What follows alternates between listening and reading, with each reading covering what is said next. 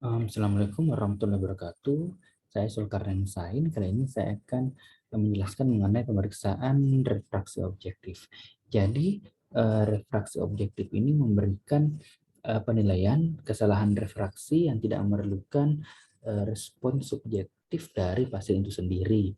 Nah, di mana pengukuran dari pengukuran objektif dari kelainan refraksi biasanya dengan menggunakan retinoskopi atau autorefraksi.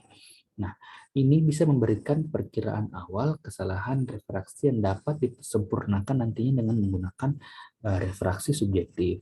Nah, ini juga adalah satu-satunya penilaian yang tersedia pada pasien yang tidak kooperatif dalam refraksi subjektif, seperti anak kecil, dan ini sangat bergantung pada saat respon subjektif terbatas atau tidak dapat diandalkan nantinya.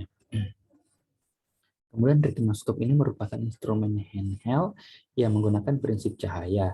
Nah, alat ini terdiri dari lensa, sumber cahaya, dan cermin.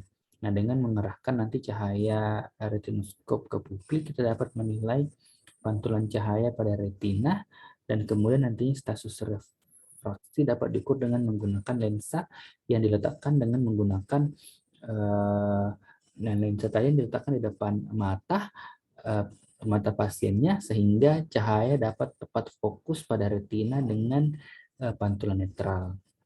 Kemudian retinoskopi juga bisa memberikan penilaian sensitif dari media mata, misalnya untuk deteksi dini katarak dan keratokonus. Nah, ini dapat digunakan untuk menentukan kesalahan refraksi pada jarak dan pada jarak dan dekat. Kemudian mengukur akurasi akomodatif juga, dan juga dia portable dan dia kurang mahal juga dan cenderung tidak rusak. Nah, tetapi kelemahan utama dari retinoskop ini adalah dia membutuhkan beberapa tahun pelatihan untuk menjadi ahli.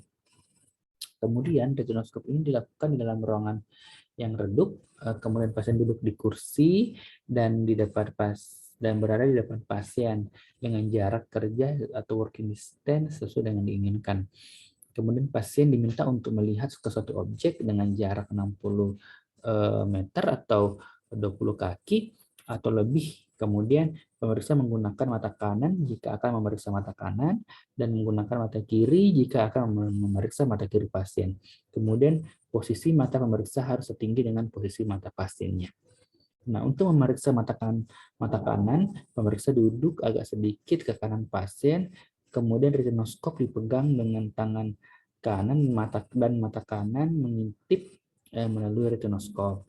Nah, kemudian ibu jari atau telunjuk digunakan untuk menahan pada posisi sleeve down eh, dan untuk memutar sleeve-nya juga. Kemudian tangan kiri digunakan untuk memanipulasi profter atau trial lens, begitupun sebaliknya untuk memeriksa mata kiri dari pasiennya. Kemudian cahaya nantinya dipancarkan oleh retinoskop akan menembus struktur mata pasien dan dipantulkan kembali dari retina pasien ke dalam mata pemeriksa. Nah, kemudian pemeriksa kemudian melihat refleks retina yang berwarna merah dari celah pada retinoskop. Nah, apabila nanti titik jauh berada antara penguji dan pasien, pada sinar akan terdapat bagian yang fokus dan bagian yang diffuse. Kemudian perbatasan antara gelap dan terang yang terlihat dari pupil pasiennya akan bergerak ke arah yang berlawanan dari gerakan retinoskop saat digerakkan melintasi pupil pasien, yang disebut dengan gaze movement. Nah, jika titik jauh berada di belakang pemeriksa, cahaya akan bergerak ke arah yang sama dengan gerakan retinoskop yang disebut dengan wisp motion. Nah, keadaan di mana cahaya memenuhi seluruh pupil dinamakan keadaan netral. Kemudian, target dari pemeriksa itu adalah menempatkan titik jauh pada lubang intip retinoskop untuk mendapatkan keadaan netral. Nah, gaze movement akan terjadi apabila titik jauh berada di antara pemeriksa dan pasien, sehingga untuk membuat titik jauh berada tepat pada retinoskop, pemeriksa harus menempatkan sebuah lensa negatif di depan mata pasiennya. Kemudian with movement itu akan terjadi apabila titik jauh berada di belakang pemeriksa, sehingga untuk membuat titik jauh berada tepat pada retinoskop, pemeriksa harus menempatkan sebuah lensa positif di depan mata pasien. Pemeriksa nantinya akan lebih mudah untuk menilai refleks yang terang dan jelas. Karena itu sebaiknya pemeriksa memberikan koreksi over minus dan mendapatkan refleks with movement. Nah, kemudian menambahkan lensa positif sampai mendapatkan keadaan netral. Kemudian pada saat pemeriksaan ada beberapa hal yang perlu diberitahukan pada pasien.